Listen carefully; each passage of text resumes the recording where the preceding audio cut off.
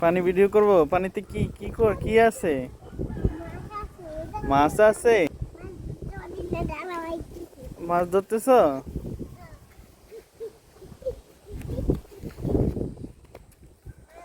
কি মাছ মারতেছ? কি মাছ উঠতেছে না? মেহমেদ, তুমিও মাছ ধরতেছ? মাছ ধরো নাকি মারো? মাছ মারো?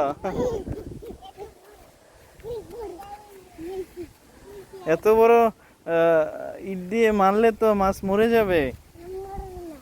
হুম, মরবে না?